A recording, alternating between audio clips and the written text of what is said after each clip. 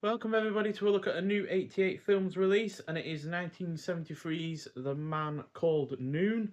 So this is directed by Peter Collinson, who also most famously did The Italian Job, but he also did a really rather decent Fright and You Can't Win 'Em All. So this is a western clocking at 96 minutes long. Stars Richard Crenna, who I've seen in 14 other films, most well known for playing the Colonel in the first three Rambo films, but he was also in Body Heat, Leviathan, Un Flick, and Wait Until Dark. Also stars Stephen Boyd, who was in Fantastic Voyage, The Third Secret, and Abandoned Ship. Rosanna Scifiano, who was in the 1966 film The Witch, as well as The Killer Reserved 9 Seats. And finally, Farley Granger, who we've talked about recently this year in the film Senso, which was released by Radiance Films. So, um, I'm going to read this plot synopsis off the back of the release itself because it's quite a plot heavy spoiler kind of plot synopsis I found online, and I think the one on the reverse of this actually is a little bit more interesting. So, who is he?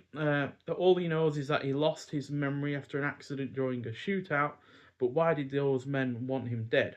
Turns out he's a man with a past, a master gunfighter with a history of violence, and while he might have forgotten who he is, his enemies certainly haven't. So yeah, I'd say go into this as blind as possible because yeah, the whole mystery element is part of the plot, and I think that's something that works in its favour to know as little as possible.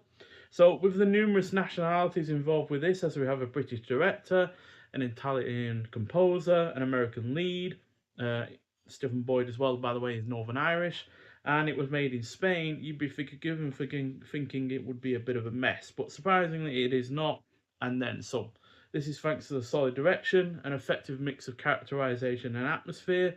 The opening scene, for instance, is absolutely fantastic. And in general, the atmosphere does feel like it's got an undercurrent and horror to it. The two leads are great. The supporting cast is good. The cinematography is excellent. The score is superb. It's by Louis Bacalov, who I think also did the Django score, and yeah, absolutely superb. Does evoke some of the themes of that you might have heard in the likes of Ennio Morricone's work, but his work was so influential on the spaghetti western that it's bound to sound somewhat similar in some regard. The action scenes are all well executed. We also have a female gunslinger in this, which is something we wouldn't see in Western, more Western American kind of films until like probably the 90s. Um, and in part due to the mystery element, this is engaging, which is why I'm saying going as blind as possible with this because the mystery element is to this is really really good and yeah plays a huge part in this being as engaging as it is. So yeah, it gets a solid 4 out of 5. Would argue it up to 4.5 in some regards, but I feel like the ending, although it has a great deal of action to it, on terms of the character moments, it does feel a little bit unsatisfying. But on the whole, it's a generally great film and far better than I was ever expecting it to be because, like I said, Peter Collinson also did You Can't Win 'Em All, which is also a kind of a Western film, and that is easily my least favourite of the three that I'd seen before this one. And it still is even after seeing this one as well. So yeah, I was a little bit you know pessimistic about whether or not this will be as good as it is, but thankfully it is. We also get a booklet with this release as well, which is nicely done. And inside we have The Man Called Noon and British Gothic Westerns by Lee Broughton. And we also have shots from the film as well.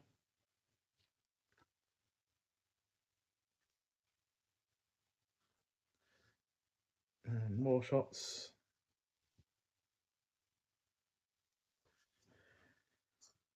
And that's basically it. So Lee Broughton is a film historian and academic who specialises in the Western horror films and cult movies more generally, and is the author of several books as well.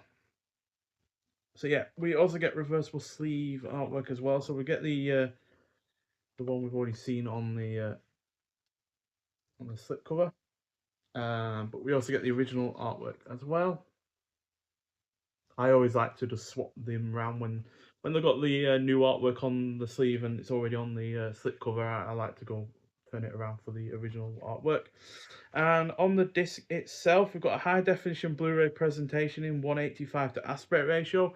It looks mostly good. There are some scenes or frames that do look like the color is moving in and out, and there is some like lines and spots and stuff like that. It's not hard, your full restoration or anything like that, but it is serviceable, and the sound quality is pretty good as well.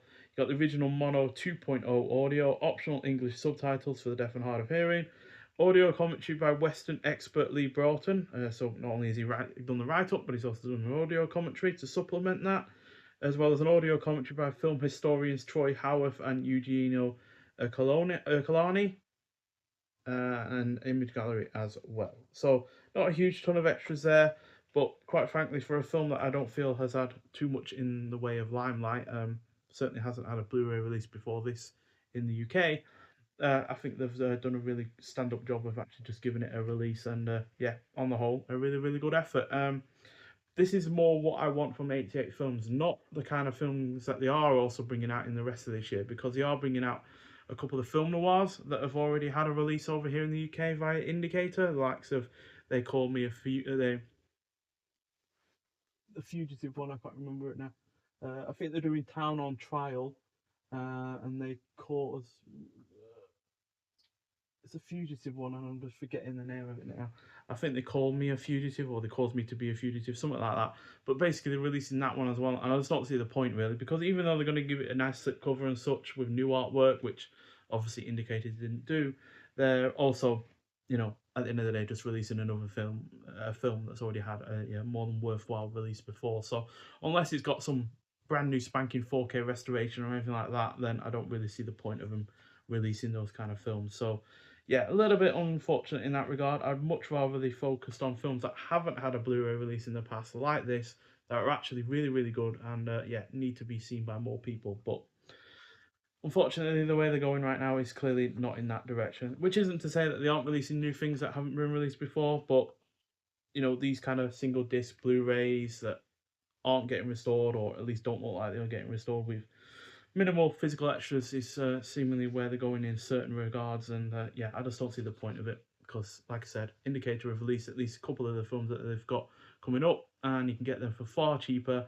They still look great on the Blu-rays that they've had, and yeah, you might well even get the limited edition versions as well, which come with a properly thick booklet, much thicker than the booklet with this one, for instance. So yeah, but nonetheless, if you have seen this film before, I'd like to hear your thoughts on it. I'm sure not many people have seen it, but I do highly recommend it if you're into your Euro Westerns, which I am. Nonetheless, so thank you for watching, and I'll see you in the next one. Bye.